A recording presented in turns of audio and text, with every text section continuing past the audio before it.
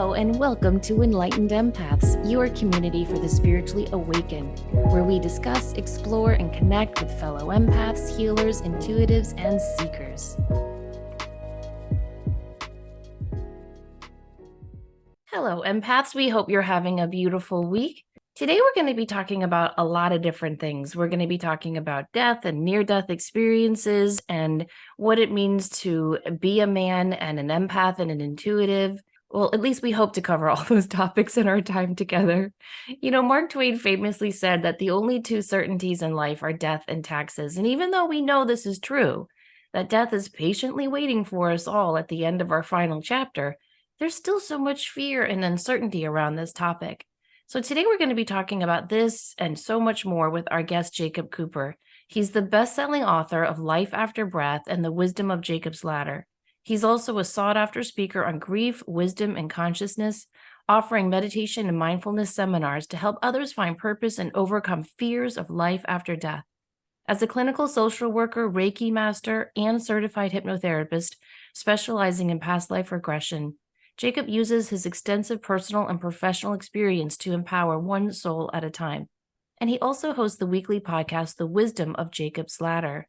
Welcome to the show. We're so excited to have you.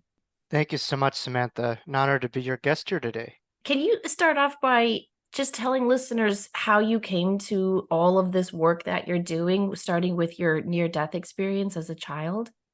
Oh, sure. Yeah, it's a wonderful place to start, Samantha. But my near-death experience, I'm celebrating the 30th anniversary. It happened, actually in September of 1993. So to give my age, I'm 33 years old, but my NDE happened at just the young age of 3 years old. At the time, I had what's called pertussis, otherwise commonly known as whooping cough. And I went to a playground with family friends that day, climbed up onto a ladder, going up onto a slide, and I just began to suffocate one rung at a time. And once I got to the top, I just completely suffocated due to pertussis, and there was nothing to hold on to. I was completely suffocated. And if you're a homeowner, it's kind of like you go into a basement and you switch one unit at a time in your power breaker, and that was going on within my body due to the deprivation of oxygen. Then I felt my brain literally deprived of oxygen and just snap in half, as if your life is plugged into a wall and you just take that plug out. And all of a sudden I had a lot of the classic references of near-death experiences where I entered a tunnel, I accelerated to an insane speed. There was an endless degree of euphoric feelings that I was experiencing. There was no time, and I was open to what was always inside of myself and each one of our listeners that sometimes we forget about. We have so much force and power and support from our connectivity to loved ones on the other side and our spirit guides, our guardian angels. And so this was a full throttle panoramic engagement and viewpoint of all that's around us, without any human barriers. And so this experience allowed myself to meet my guardian angels. I was able to see angels all around myself at the playground. I was aware of God, and God to myself is the centerpiece of where of all of life was from at its core, from a pure, loving, euphoric, timeless place in which everything, is the epicenter from at its core. Um, and I met my soul family members, and I was posed a question as to what will I do, in terms of staying or going, staying on the other side or continuing to live the life that I was embarking. And I was able to see previous lifetimes that I led, and one particular lifetime was very much intertwined with my NDE, but I also saw premonitions of the life that I would be living and the people that I would be engaging with and talking in front of. And I obviously chose to stay because I'm here today with a lot of profound memories that never left my mind or my heart, were always with me, each part of my journey. So that's the, kind of like a bridged version of my NDE. Obviously, I've written 2 books about it and talk, internationally about it, but I think there's a lot to it to unfold, certainly. Love that in the sense that it showcases how cognizant little people really are. that you had that experience so deeply at 3 years old. There's an ageless wisdom to what you just shared that allows you to have that recall and that sense of self that I think sometimes we forget how aware our little people really are. So do you feel that that shaped you into wanting to become a social worker? It shaped all things that I do in life. I mean, what I'll say is this: when I was suffocating, I lost my human breath, and I was in a place of just kind of torture where I wasn't like fully crossed over, but I was just in this place of suffering that felt like an eternity. But once I surrendered to another force that, I call the breath of eternity or God, it was when I continued. And I come from the Jewish faith, and the word for spirit is ruach, which translates the breath or the wind of God.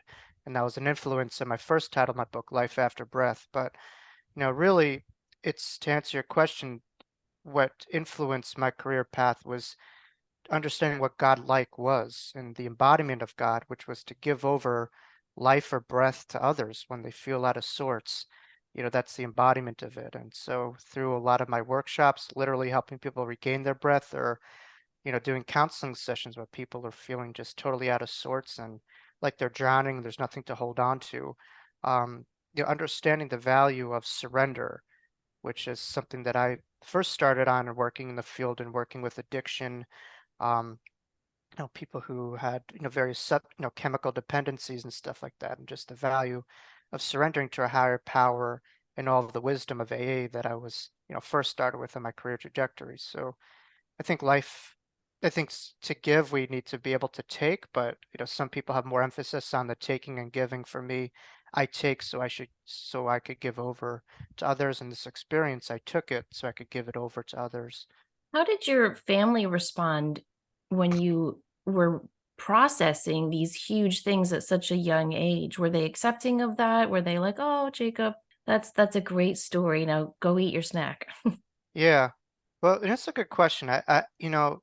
Here's what I'll say. I kept this very close to my heart, which is very common for near-death experiences, a lot more common than you think, particularly children. For instance, I just had a conversation with Lorna Byrne, who communicated with angels as a young kid, and she, like myself, was kind of told, "Hey, don't go around telling people it's not the time as a kid to do it, because people will judge, people will put down an experience, and eventually that experience will just kind of die out because you'll be so disempowered." But I'm learning a lot more about my near-death experience. I come from a lineage of three different social workers, and my father is also a therapist. And so he told me after I had my NDE, like a little bit afterwards, and I'm just using my words right now, my vernacular, but something along the lines that I came up to him and I said, "Hey, Dad, something, happened that day when I was rushed by the ambulance to the hospital. It's not going to make sense to you what happened to me, but one day you'll understand." And that gave me everything that I needed to know, like all the validation. But essentially, there's no words to really describe NDEs. I don't do it because it's justified, but I do it because I understand my NDE wasn't about me. It was about other people, to really hear this message. I think that's what all NDEs are about. It's has something to do with karma, I believe, and we could get into maybe some of that, but really life is not about you. It's about other people in many ways and the ripple effect that you have. And the fact that you had the support of your dad and your Right. family, and that it wasn't, because I've seen I worked in the education system for many years and would often see things that children would say discounted, or you're making that up, or because Right. people couldn't see beyond their own perception of what someone else's reality might be. And I think that's a lot of that seems to be a thread in all of your work, is eh, bringing together that unity of us as human beings, that we're all going to have a different experience while we're here, but there are commonalities in when we get on the other side. There is something waiting for us, and I think that's part of your work as well, is helping people face that there's more. Yeah, well, and also remembering who you are. I think in the way my experience hopefully could empower other people to remind themselves that they're not these blank canvases. I mean, when you get to this planet, you're very disempowered and you're taught to push away everything, and regurgitation is a lot more important and significant than imagination. And so you're basically, a lot of people inherit the way that others will see them as these blank canvases, and they're having the whole world put their identity, on them, and that's their worldviews. And so it's very important for kids to remember who they are because they're coming with a lot more clarity from the other side. But sometimes we look at the body and we look at it as congruent with one's level of awareness, and that couldn't be further from the truth. I mean, kids are a lot more aware than some people who have been here on the earth plane for a lot longer. So how we look at chronological age is different than the soul memory and the soul age. I think there's a lot of people who are old chronologically, but spiritually they present as quite youthful, and people who are very young chronologically who present with wisdom and spirituality that's quite old. And so just because it's not articulated on an external level doesn't mean that there's a whole other reality that someone's tapping into. And so I take an example. It's like you can have a very advanced guitar player, but it takes time to get used to the notes, the instrument of a brand new guitar. And so I think the same thing with the soul and body. It takes time for the two to be in unison, to be able to use that instrument, and to be just in harmonization with it. So that takes time. But I think if anything else, it's for people to really look at, kids differently, and just how we are these big spirits in these bodies, and these bodies are not who we are. We just experience these bodies temporarily. These ages, these cultures, these identities are all temporary experience, but not the full totality of the entire soul. Hmm. Yeah, that's such an important reminder. And I feel like a lot of the kids coming to the earth now are those old souls. It just Right. seems to be there's more of them coming to the planet right now. So, I was recently being interviewed on another podcast, and the theme was coming out of the psychic closet. So we spent the whole hour talking about, just how hard that is to kind of say to your friends, like, yeah, I have seen angels and ghosts and oh my, right? Right. And just really put it all out there. And at one point she said to me, well, are you fully out of the psychic closet? Because I think she was still kind of picking up on Mm. and how weird it is when you meet someone and tell them exactly what you do and what you write about. I wonder if that's different for a man. I don't know if that is true or not, but I just wonder what your experience was kind of saying, yes, I've had these mystical spiritual experiences. Yes, I do healings and yes, I communicate and connect with beings on the other side. How has that experience been for you, given that you have Yeah. such a traditional day job? Yeah. I mean, well, as a kid, I grew up in quite a religious, dogmatic environment. So you could imagine the challenge where I had this experience, and there was a God within that I was connecting to, and I was reared into a dogmatic environment that was focused on the outer God, not the inner God. And so I had a lot of opposition and just inner rage that I couldn't process. And so to have intuition would be something that is, just totally ostracized and judged. But right, combine that as a man, it's different. I mean, I remember being in preschool and feeling that my brain was totally different, and it was due to the traumatic, TBI that I've had and the suffocation of the brain. And so my brain was a really clear filter between the other side, and I just felt a sliver of light going in and out of my brain, in preschool and grade school that I would connect to. And this right now is I understand to be a part of the pineal gland, but my brain was wide open and that filter is very clean. But with that came a lot of Pandora's box of intuition and things that would just come to me. And I remember very little about my childhood other than these supernatural experiences, which are beyond this world and things that I hold on to. But I just remember looking at a classmate, seeing, all these interdimensional communications that I was having, and then having this bewildered look, from that classmate, like, what are you on? And this was a kid still. And so that just kind of gave me the sense like, whoa, I'm in my own little bubble here. And I felt very alone. And so that period of suffocation that I had in my NDE lasted until I was able to really make sense of this. And so as a young kid, and even in my teenage years, I would get a lot of these premonitions, see things, hear things, know things that would come to pass. And it was very annoying, honestly. I tried to have like a beach ball to bog it down. I was an athlete at the time, still am, and I was just trying to like fit the mold and be quote unquote normal. And so I would just push this down. So it's a lot like Matt Damon in the movie Hereafter. Where I would have all these things that just like go away from me. Let me just shoot my basketball. Let me play tennis. And so I was blessed to have a lot of mentors in my life, who really in my family that I didn't see coming, outs like kind of like extended family who empowered me to understand what this was. And reading Sylvia Brown books and all these other things kind of gave me an identification for what this was and in universality of it.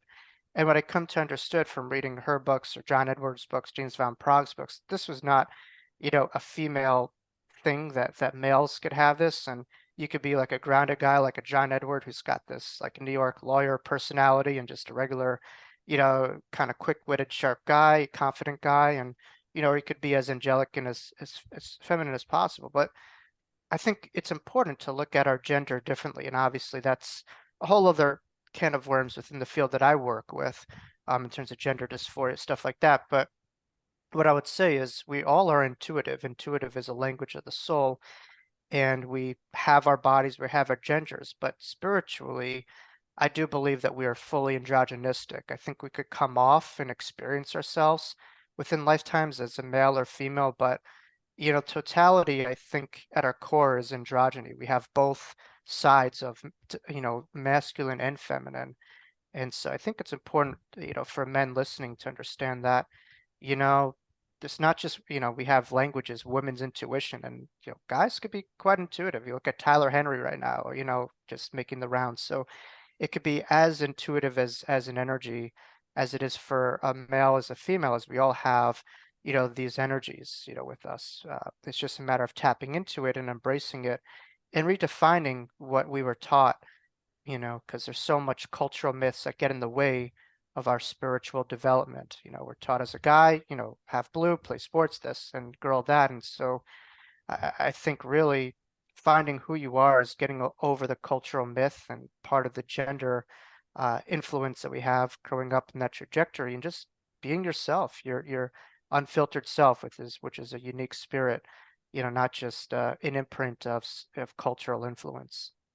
Oh, so well said. I agree with all of that 100%. And I still remember to this day being upstairs doing homework and my dad going, Samantha, come downstairs. Larry King has James Van Prague on. Yeah, yeah, yeah, Oh, that was just the best. And I didn't really yeah. think about it till you just said it, but all the big ones to come out during that time were men. And yet we still kind of say, oh, woman's intuition, or oh, that's so interesting. Yeah, I mean, John Edward, you think of like he's like an ultimate alpha male, like totally confident. He's male. He's like wearing like a black t-shirt, very, New Yorkie. I Yeah. think he's from Long Island as well. So I mean, it's like having people like that does help. Like much like, we were talking about Raymond Moody, who's got a medical degree and degree in philosophy. All that could help to have the average person to gain credibility and to see that, oh, if they're doing it, yeah, it's not crazy. I could do it too. So I think the universe uses a lot of these people, different backgrounds, to empower us and to say, hey, if they're doing it, so could you.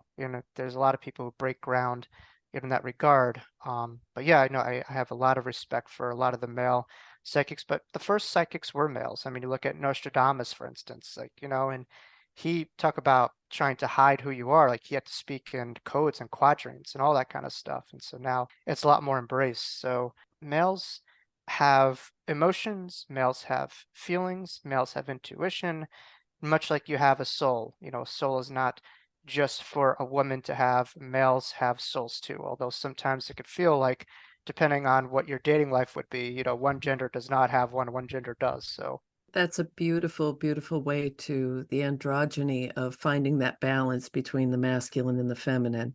Because rather than making it divisive, if we can embrace that as individuals, my own personal belief is that that is going to lead us towards more unity as human beings. If we can see that we all carry both, and we have to acknowledge that. But my question is, whenever I've spoken with someone who has had an NDE, right. they've always described the beauty, the colors, the richness, the just how vibrant the other side or stepping into that world was. How how has that impacted you being in a carbon-based shell when you know that there's something that's so much more as far as vibrancy and richness? Yeah, I mean, to be honest, life has very little to do with actually what happened to you and most to do with how it's interpreted. And so there was moments in my life where sure, I was like going through, difficulty here and I was quite homesick and I miss it over there. And there are other moments when I was like, no, consciousness or reality is what you focus on. That is your life. Your life becomes your focus. And so I use that as a framework where I just was able to understand that things here are just temporary and that's the reality. That's the ultimate reality. And that allowed a lot more resilience when I was going through temporary struggles and traumas, just to remember, that is real home and this is just an experience. I think a lot of people try to find God and they're looking thousands of miles away for God. And when you have an NDE, you understand God a little bit more. And so it's about the embodiment of God. And so I think really it's about beauty seeking, if you ask me. How do we find heaven on earth is seeing things at their core beauty and looking beyond the surface of what is presented. And so in times I've tried that. I've tried to really connect energetically in a deep level. And when you come from that place, you're able to really see the world from your foundation. If you're coming from a world of anger, you'll see the world in anger. But if you're coming from a place of beauty and that's your foundation, that's your lens, what I call the God lens, you're able to see things in a different way. So therefore, you're able to find the heaven, that divine spark in all that you encounter past the surface. And some, it takes a lot more downloading and seeking to find, others, it's right there on the surface. But in reality, it has to do with one's connection.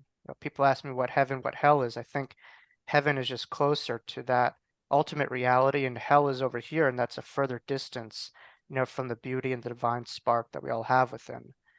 So it's a lot of overlaying factors that people are connected to that separate themselves from their real core. But you're right. I think people need to remember who they are. That's so pivotal because for the needle to move, our solutions can't come from the same problems that was originated from. So for having a different foundation of our worldviews and what we connect to, the needle and the solutions will be found at a greater rate. Thank you. That's beautifully said. Okay, so now I have to sprinkle a little rain into this lovely topic. Yeah. So I love to study the concept of good and evil, right? Because it just absolutely fascinates me to the point I was kind of embarrassed. Last night, my friends and I went to a true crime trivia and I completely dominated. Like I knew so many of the answers. Yeah. And I think my friends were like, Samantha? But I have always been fascinated by why people do bad things. I just I don't understand it. You work as a past life regressionist. And so this is something I think about all the time. If we are souls, different ages, different wisdom, different experiences, and we do keep coming back, well, I look at these overfilled, crowded prisons that we're dealing with here in America, and I think, what the hell? Like, are you just slow learners? Are you just brand new baby souls? Like, how do you reconcile that with all the beauty and glory you have experienced in your life and in your NDE? It's hard. I mean, I look at it as like a therapist where, there's a study called the ACE study, which is based off of adversive childhood experiences. And, you know, some people are more susceptible based on environmental circumstances, for those lifestyles based off of the traumas that they experience, not having their basic needs met, homes that are, divided. And it's not to say that there cannot be outliers to that, but there's statistics with that lifestyle and what you grow up in.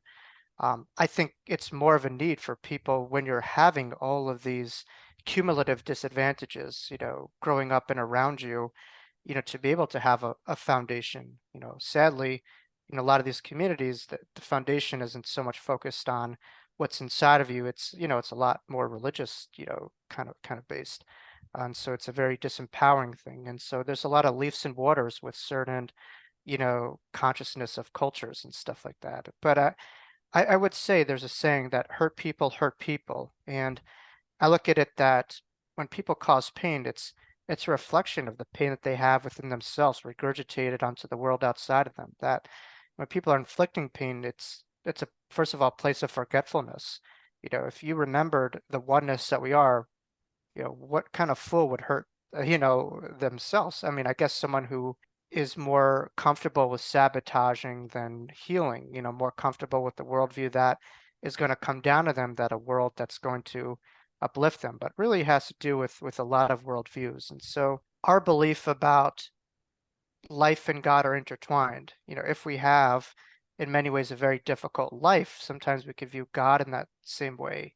Or if we view God as a vengeful, dogmatic, judgmental God, or, stuff like that, we have conditions to our responses. So I think it's about having a more pure connection with our inner reality to inform our outer reality, because that's the true connection. I think sadly a lot of people are leaves and waters in the circumstances of their lives, and they experience a lot of pain. It's too much for them. They don't know what to do with it, so they act on it towards others, and they displace a lot of their unresolved feelings on an inner level and project it into the world.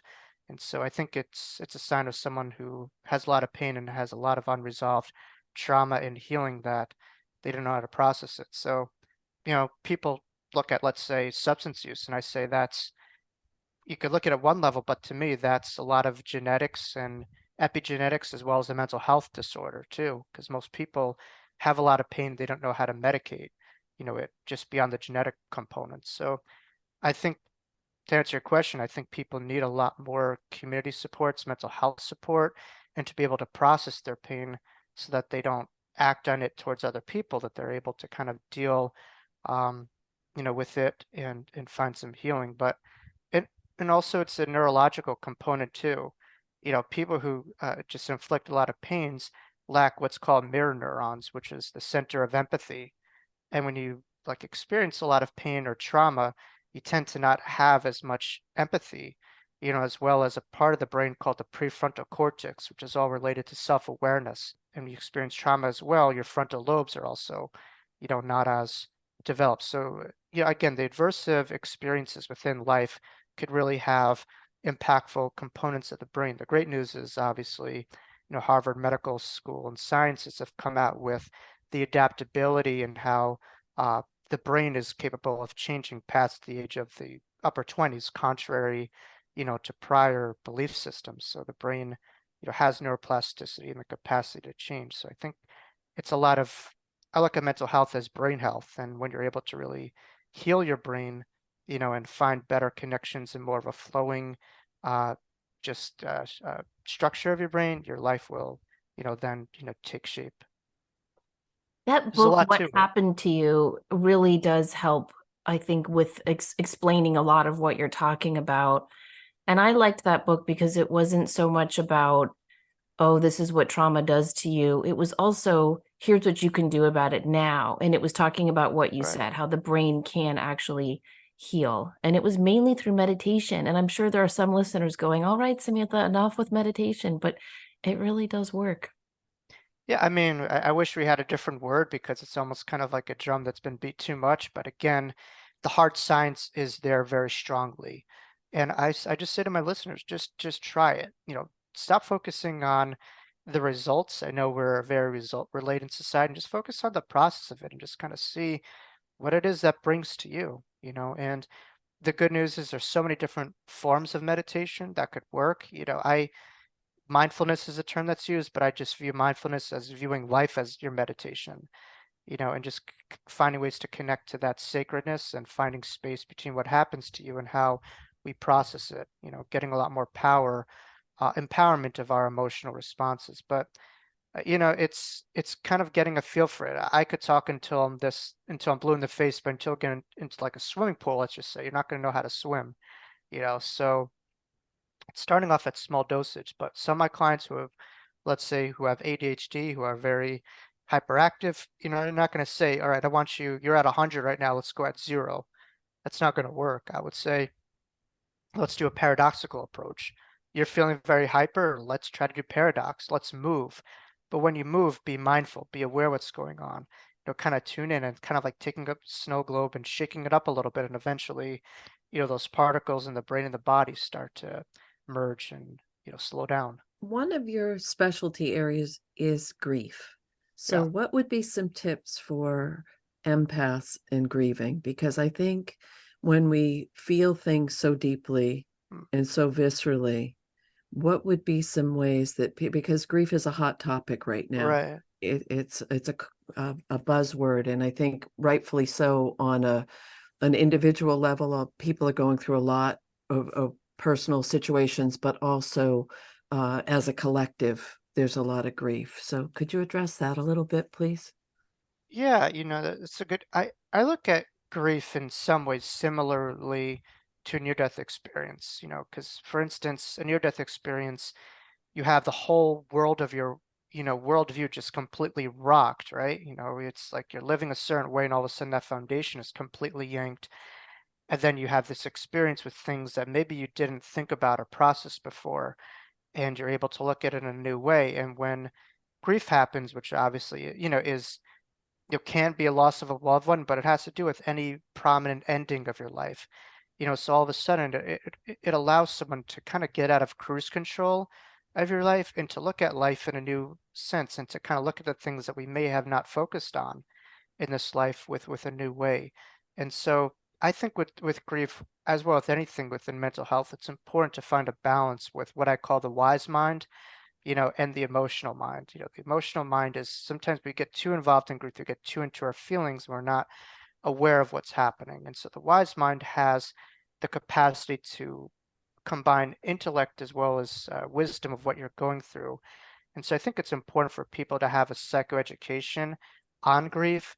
Obviously, Elizabeth Kubler-Ross, who studied near-death experiences, extensively as well. She was a real grandmother of grief, if you will, and she was a psychiatrist, and she developed her own stages of grief, which now, has been evolved.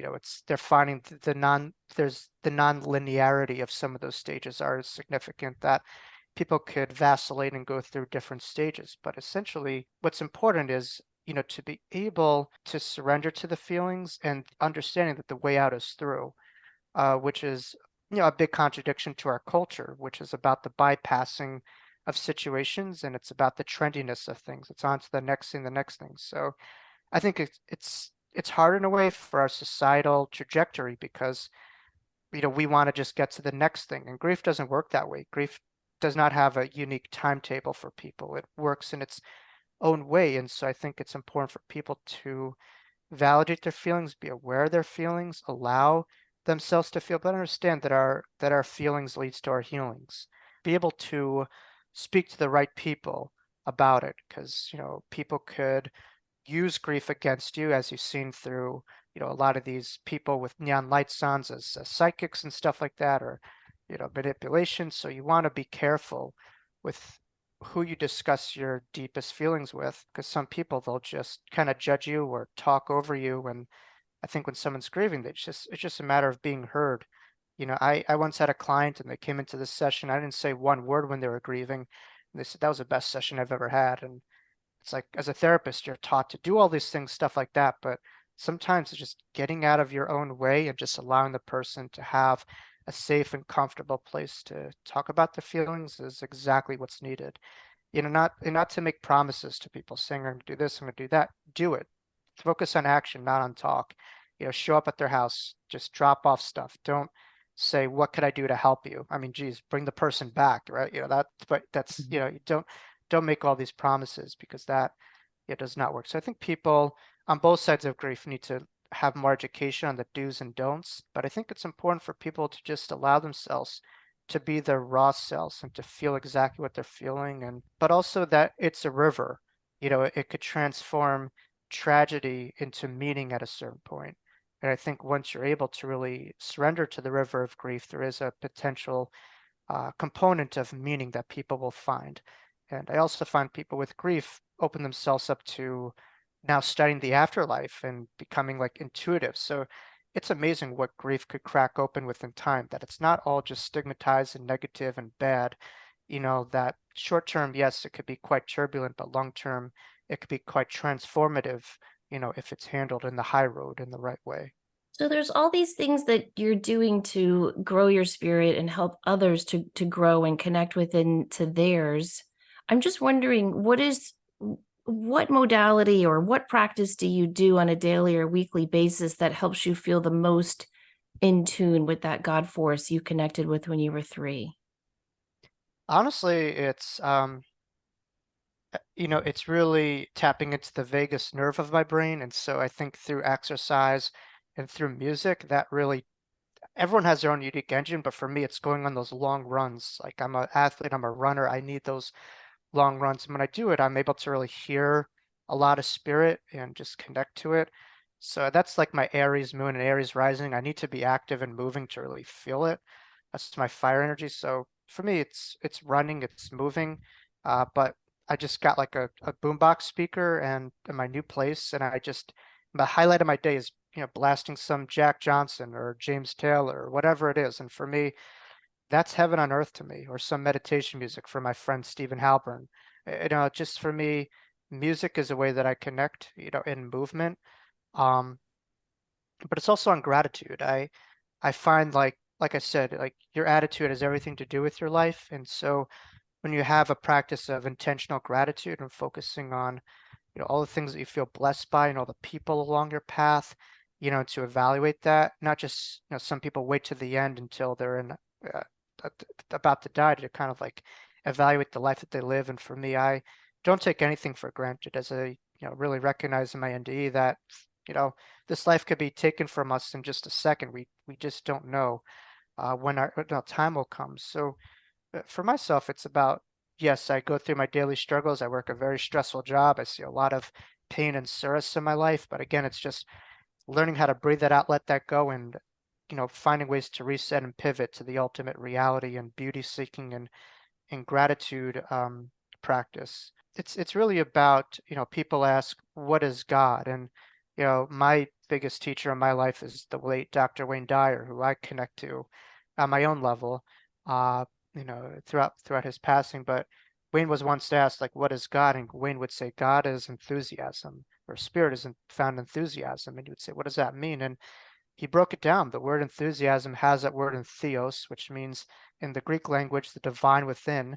And so when you find the things that you love, whatever that is, whether that's watching, football, whether that's, going to the park, things that you're inspired by, that's your connection to the divinity. And so I think it's important to understand that, yes, spirituality, you could go to the Reiki practitioners, you could do all the chakra signs, you could do all the chants, and those are great things. But it's not limited to just burning incense and sage and essential oils. I think spirituality has almost become a religion in itself, and confusing the tools that we do with the practice of it. I think spirituality is really tuning into your love of life and the depth of your experiences in the moments that you have here. I think the most spiritual thing you could do is have a deepened experience in life itself and the one that you're living. That's fantastic. And I never really thought about that. Spirituality is becoming a religion in itself with the tools. That's so true. Yeah, it's like, and all these things are great, but there's just an association with, with all these things that we do and stuff like that. So it's really about connecting to your own being. If chanting 1,000 times works for you, do it. But don't think that the chanting itself is a spiritual act. What you had in you was always there, so it's just tapping into what was always there, not confusing all those tools and pathways to that as what spirituality is. Those are just means to an end, and tools to open up what was always invoked inside of you. That's a really, really good point, because when Samantha and I have taught different classes, we've always really anyone can be intuitive, anyone can connect with spirit, but you have to find the way that it works best for you. Right.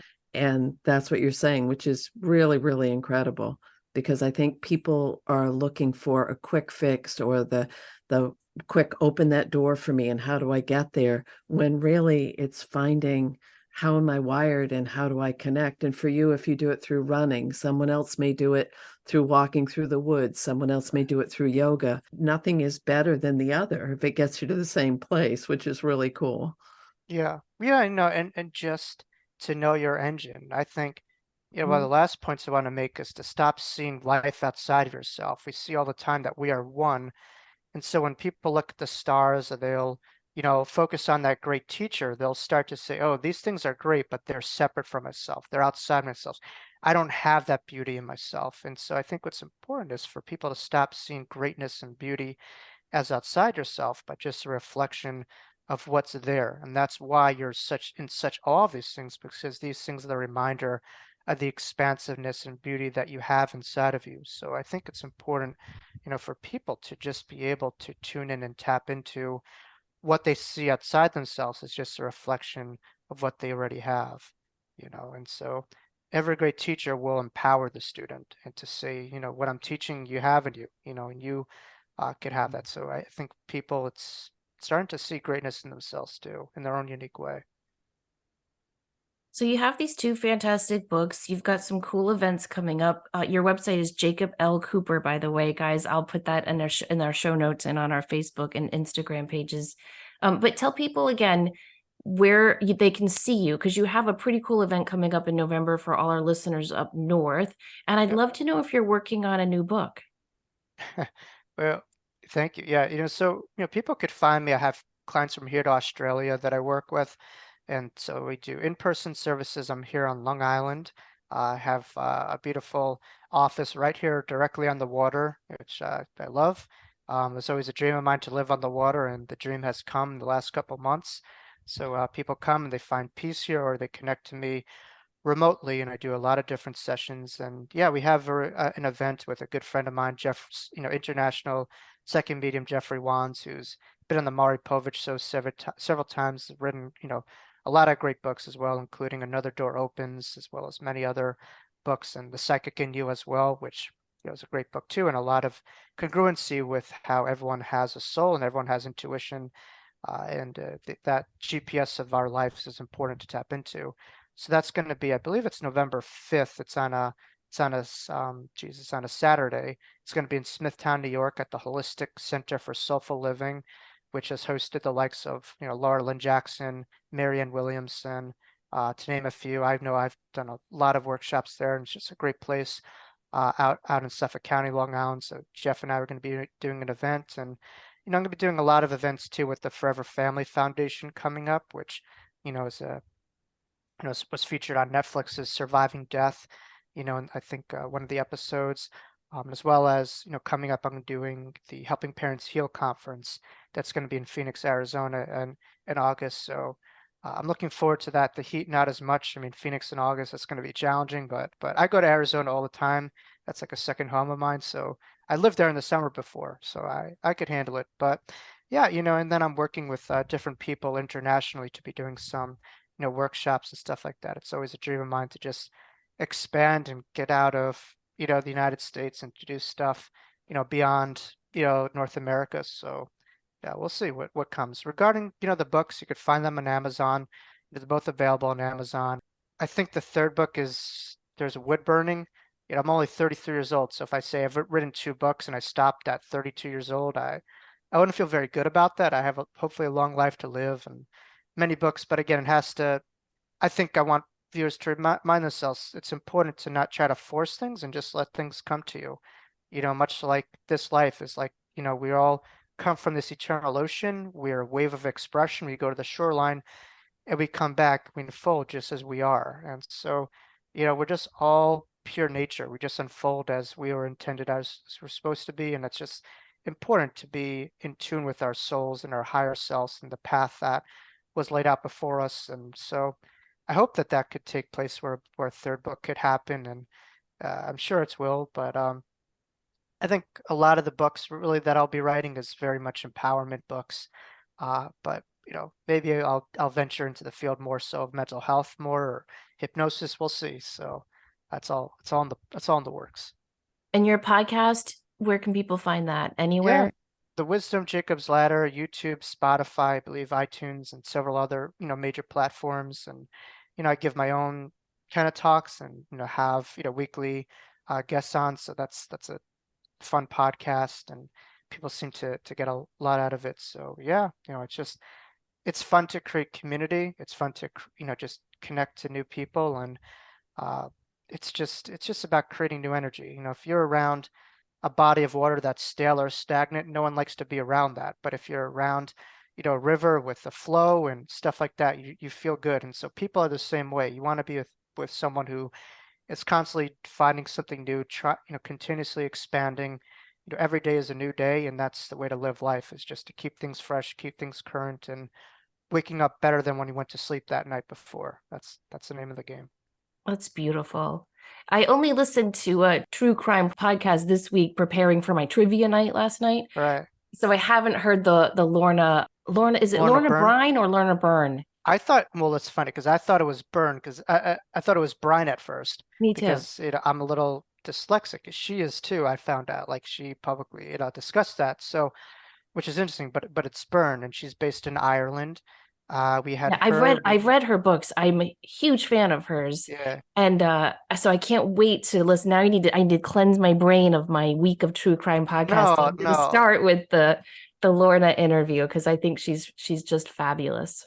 Yeah, I mean, that may be your planetary forces in Scorpio. I don't know if there's any Scorpio parts, but it's just the investigatory part. I think if you're interested in the nature of reality and you're tuned in, it just doesn't make sense as to how people act the way that they do on the negative way, in the worst way. And so I it's never just get it because it feels so good to be nice, you know? right, Like if I hold the door open for a mom pushing a stroller and she's like, "Oh, thank you," I get a bigger high than she does from not having to hold the door open with a right. stroller. Like it just feels so good.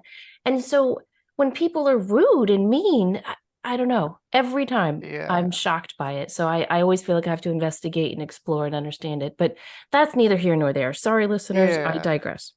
Well, I just look at it as someone with a very damaged brain, really, and they have their brains and they do a lot of brain scans on some of these, serial killer types, and their brains are just incredibly different and damaged than what we are. And again, it's making mental health tangible. That's why I bring up the brain. If you're looking at someone who's, dying of a disorder, you could be like, wow, that's a very damaged person physically, stuff like that. And so I think when it comes to antisocial personalities, I know we call them psychopaths or sociopaths, and really that could be anyone with a psychological pathology or social pathology. The real term is antisocial personality, for a lot of these people, and they just lack a lot of mirror neurons, empathy, awareness, and they just kind of get off on these gruesome things. It's just it's hard to find sanity in the insanity, is what I'll say. And it's very complex. It's not just the brain, it's not just the environment. I think it's normal for the human part to just wonder why. I mean, I come from a family that was in the Holocaust, and every day I'm like, how did this happen?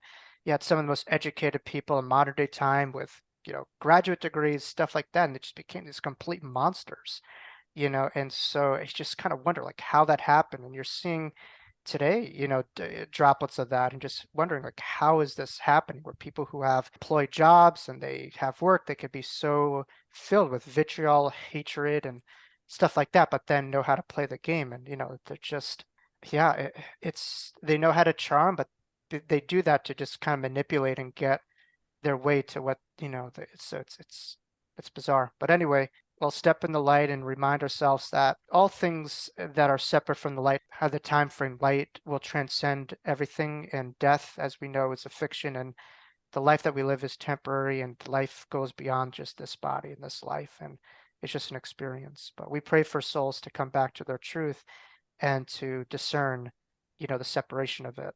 Beautifully said. Thank you for sharing your insights and your viewpoint. And you make it very, my background's in special education and neurodivergence and brain chemistry. So a lot of the things that you've been talking about, I'm thinking about children or young adults that I worked with in the past who I think it's important to always remember that there is that neuroplasticity and resiliency that people can change, people can grow and evolve. And I think that's part of where we are right now is in this place of growth and evolution. And your work is so paramount in this. So thank you. Well, thank you, Denise. I appreciate it. Thank you for the work that you've done. I know that's my background. My father started a special needs school. And so when kids were just hanging out playing sports on Sundays, from a young age, I was volunteering every Sunday morning, to help give programming to a lot of, kids of who are in the special needs population, who have developmental disabilities and people who just weren't included in the communities, and to give them a community that embraced them. So thank you for the work that you did as well. Yes. And it's a magical community, isn't it? Oh yeah, yeah, Yeah. yep, absolutely. And the world should be just as kind and tuned in as people of that population, 100%. So thank you. Thank you. Yes, thank you so much, Jacob. And again, everyone, check out his website, jacoblcooper.com, and his podcast, Wisdom of Jacob's Ladder. I'll post all that in the show notes again. And please remember, as always, to show up, do great work, and share your light. Take care.